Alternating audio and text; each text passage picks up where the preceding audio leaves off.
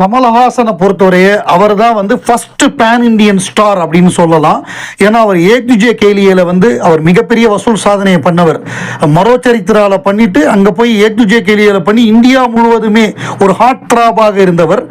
கமலஹாசனை பொறுத்தவரைய சில ஆண்டுகள் வந்து அவருக்கு பயங்கரமான ஆண்டுகளாக இருந்திருக்கு.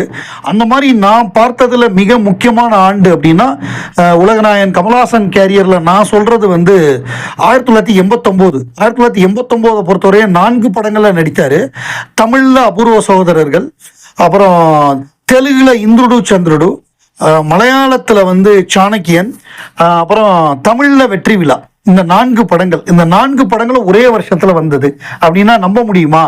என்ன காரணம் அப்படின்னா 4 படங்களுமே அபாரமான வெற்றி படங்கள். இதுல வந்து சுரேஷ் கிருஷ்ணா டைரக்ஷன்ல உலகநாயகன் கமலஹாசன் நடித்த படம் இந்திரடு சந்திரடு.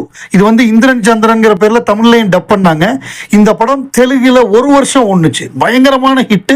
இந்த படத்துல சிறப்பாக நடித்ததற்காக உலகநாயகன் தெலுங்கு மொழியில பிலிம்பேர் அவார்டு கிடைச்சது. 89க்கான சிறந்த நடிகர் தெலுங்கு கமலஹாசன் ஃபார் இந்திரடு சந்திரடு.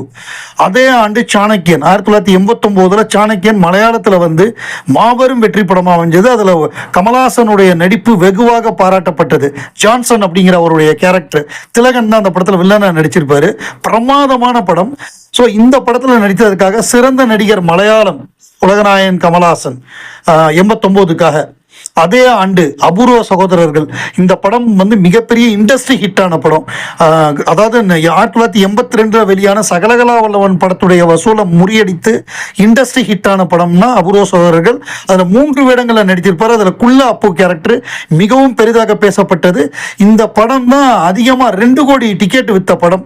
ஃபுட்ஃபால்ஸ் மிகப்பெரிய வெற்றி படமாக அமைஞ்சது.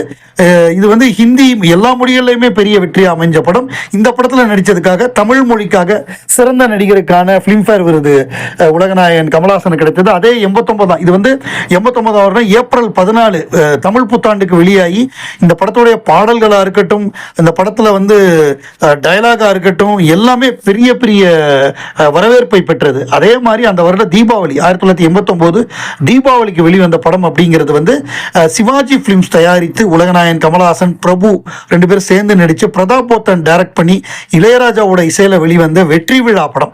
இது வந்து பார்ன் ஐடென்டிட்டி அப்படிங்கிற ஒரு ஆங்கில நாவலை வந்து படமாக எடுத்தாங்க. அவ்வளவு பிரமாதமாக இருக்கும். இந்த படத்தோட சண்டை காட்சிகள், பாடல் காட்சிகள், கமலஹாசனுடைய தோற்றம், அவருடைய பாத்திர படைப்பு, அவருடைய நடிப்பு எல்லாமே சிறப்பாக இருந்து மாபெரும் வெற்றி அமைஞ்சது. 1989 கமலுக்கு மறக்க முடியாத வருடம், கமல் ரசிகர்களுக்கு தான்.